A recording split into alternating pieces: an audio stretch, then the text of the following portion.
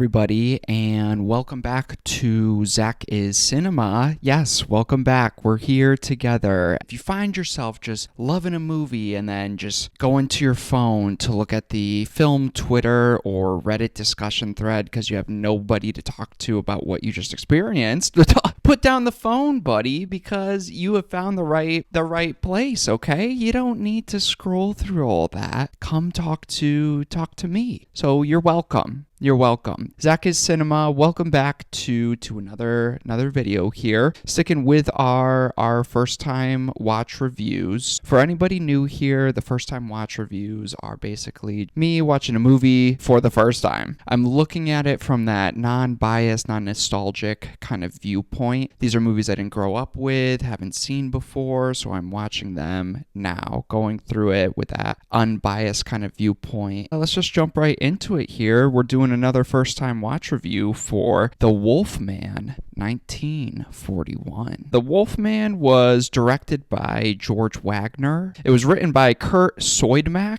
I think. Sorry, I mispronounced your name, buddy. It is starring Claude Rains, Ralph Bellamy, and Patrick Knowles.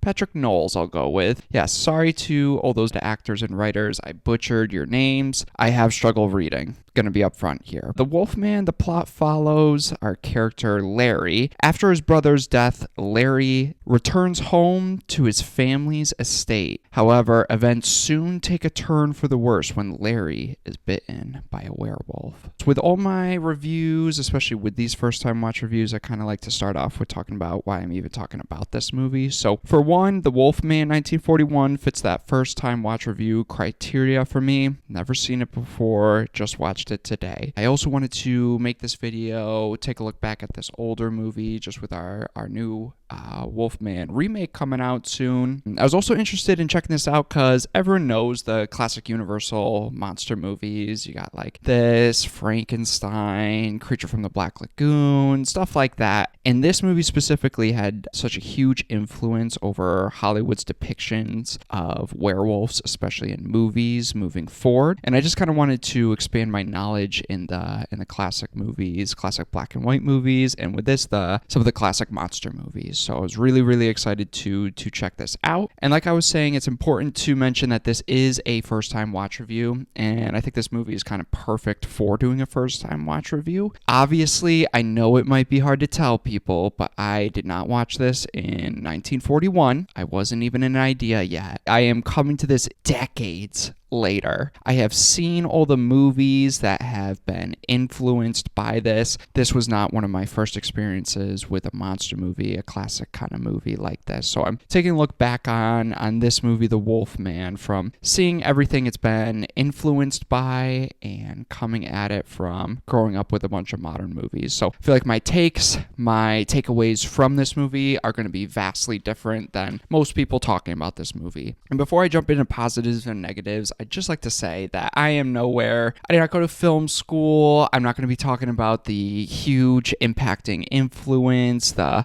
beautiful cinematography, like none of that. I'm kind of just watching this as a movie. How did it work for me watching it now in 2024? Yes, let's jump into the positives here for The Wolfman 1941. First thing that really stood out to me is the really cool opening title card and how they introduce all their actors with like clips from the movies. I found it very interesting. I miss and I like when older movies start off with their credits in the beginning. Especially in this, it kind of sets the tone, makes it feel almost like you're watching like this special event as you get to see and have all these characters and actors introduced to you before you start the movie. So I miss that in the beginning. I don't know if I'm on an island with that, but I miss when movies would do that. I like it more than just like your standard rolling credits at the end that nobody pays attention to. Speaking of how it's very old, it's obviously black and white, but I really do like black and white movies. I love from a couple years ago, like The Lighthouse. I wasn't big on Nosferatu, the new one, but I did appreciate that black and white tone and vibe and color palette that they went for. In this movie, it just creates such a haunting, hypnotic feel that adds to the tone and also the atmosphere of this. I know it's black and white because of its age, but I think it almost helps this movie to hold up very well because it does just have that classic feel, that classic monster movie appeal to it, and that black and white nature really, really, really brings a lot to this movie. So I like black and white movies. I love when modern movies do it. Some people might see it as like pretentious when a modern movie does it, but black and white feel is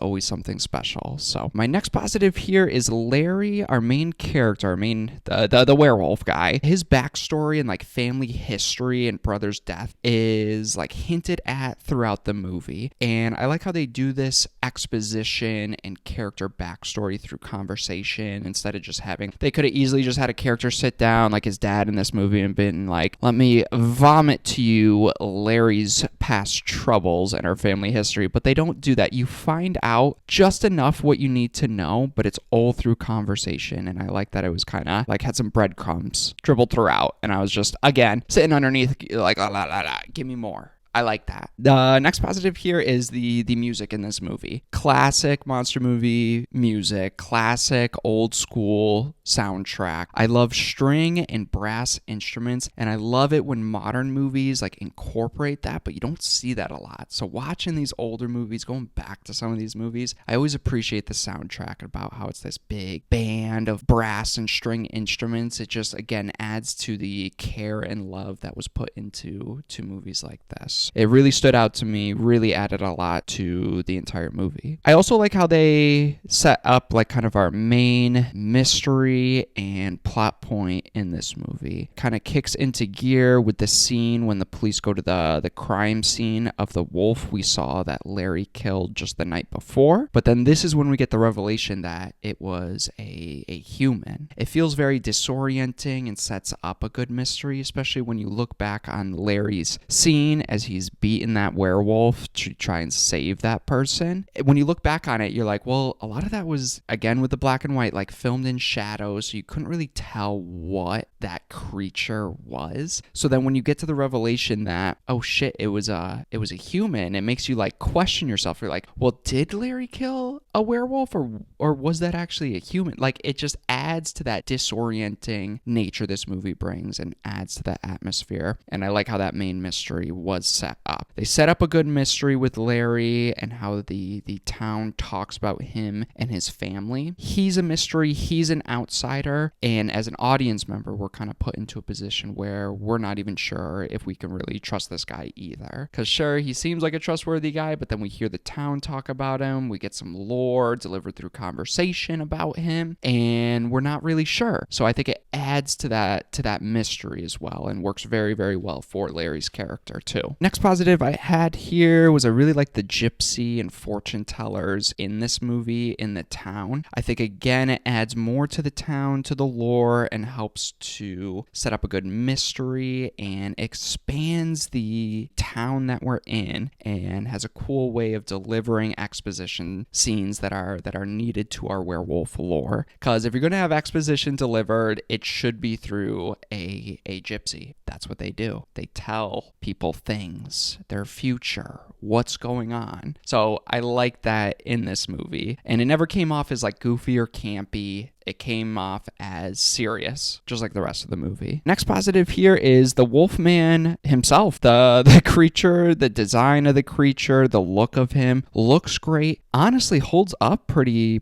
well. And he really just looks like a man who's a wolf. Like, they don't go too over the top where it's like goofy and silly. He looks like a man that's part wolf. Hence the title, The Wolfman. I like it. It looked cool. It held up very nicely. And I also like some of the little bit of werewolf lore that we get in this movie. The cool little detail that they add by the werewolf will see a pentagram on the hand of their next victim. They use that and set that up in the movie, and I think they have cool little details spread throughout the movie like that. For my last positive here was that I love the ending scene where his dad has to kill his son Larry in the same exact way Larry killed that first werewolf in the beginning. And his dad then finds out that everything his son was telling him throughout the movie was true. Like, I like that revelation, and I like how it leaves off on not a happy ending, but it concludes everything, but still is a depressing, tragic story that we just experienced. I think the movie had great pacing. I know it's very, very, very short. Still great pacing. It didn't feel like a slog to get through. But jumping into the negatives, again, I will preface this. I did not grow up with this movie. I appreciated this movie. I appreciate its influence, but it's very different watching this type of movie now compared to when it first came out or for people who grew up with it. So I'm just looking at it from someone watching it right now. Starting off with my negatives here, Larry, especially in the beginning, is kind of a creep. He's a creep. He's flirting with that Gwen character, that store owner, and the very first scene to set up this kind of romance is him looking at her through a telescope in her bedroom. It's like, ooh, like that's kind of weird, dude. And then he admits it to her. I'm like, bro, if I did that, I wouldn't do that. I swear. But if I were to do that, I'd take that shit to the grave with me. I would never, ever admit it. And Larry, uses it as like a flirting technique. So I think that just kind of brings out some of the dated nature of this movie when he like forces her to go out on a date and just kind of like tells her that's what they're going to do. And then she just kind of accepts to it. So I don't know. I think it's some of that dated writing aspects that just didn't translate well to watching it now. And speaking of the romance, I didn't buy it at all. Like, there was nothing that made me want these characters to like end up together. Even towards the end, she just is ready to throw everything away and run away with him. Even tells her dad that's what she's going to do, even though she has a fiance that she hardly even seems like she likes. So it's just like that dated writing aspect, especially with that relationship. It didn't work. It wasn't set up. It wasn't set up throughout the movie, and I just didn't buy it. Next negative here is, it's a pretty big one for me. I don't know. When you hear the Wolfman, you expect the Wolfman to be in the movie, and I get that's not really the main point maybe of the movie, but like I checked, it's about an hour and 10 minutes length of a movie, excluding the credits, and we get 45 minutes in before any of the werewolf stuff starts. Our first transformation scene of him being a werewolf isn't until 45 minutes into this movie. It's too long without any werewolf stuff, and we really only get 3, maybe 4 total scenes of him being a werewolf. And I get that it's an old movie. They were probably constricted with the technology, effects, and budget that they had back then. But again, just watching it now, you expect to, and maybe that's my fault, I'm used to modern movies, but you go in watching a classic monster movie, you expect to kind of see the monster throughout, and you just don't get that in this movie. I think another negative I had with that is there's not a lot of cool transformation scenes, especially the first one. You just kind of see some hair, like all of a sudden his legs are hairy, and then it cuts to the scene and he's already transformed. I'm like, oh shit, like I thought that would be, maybe a little bit built up a little bit more, maybe even if they couldn't show it because of the budget, just like heard him like screaming and transforming. Like, you get none of that. You see some hair grow, very next scene he's the Wolfman. So for me, it kind of took out any tension or anticipation or like build up or tension that those scenes could have had. Again, old movie, I don't really hold it too much against the movie, but it did kind of bug me as I was watching it. I wanted more of it because of how cool that it does look and how amazingly it does hold up. Another negative I had here, which is not really a negative, I guess just for me personally watching this now, there are just dated aspects to this. Stuff we've talked about, some of the scenes when they're driving, like the backgrounds just do not hold up. Some of the writing, the characters, how the dialogue is written is very, very dated. So you need to know that going in. But obviously from a movie from 1941, it's not really a negative. It's just a negative for me as I'm watching this for the first time. So all that I really had, I think I had some specific negatives, but they're so easy to look past because overall I really did enjoy this movie. Thought it holds up very well for being so old. I really enjoyed some of the commentary interpretations and themes in this movie about human nature, puberty, and like the id, ego, and superego that we see being explored through this Wolfman character. I did enjoy it. I love these black and white movies. It's a quick, easy movie to get through, and it's definitely worth seeing, and seeing how this movie set up to influence how we see monster movies, classic monster movies nowadays, and it makes me excited to see what they do in the new one. For my rating, this was a difficult one to kind of rate because I think this is one of those movies that I really appreciate more than I really enjoyed, or really appreciated more than I'll ever want to like revisit it again. So my rating I have this is, I would look to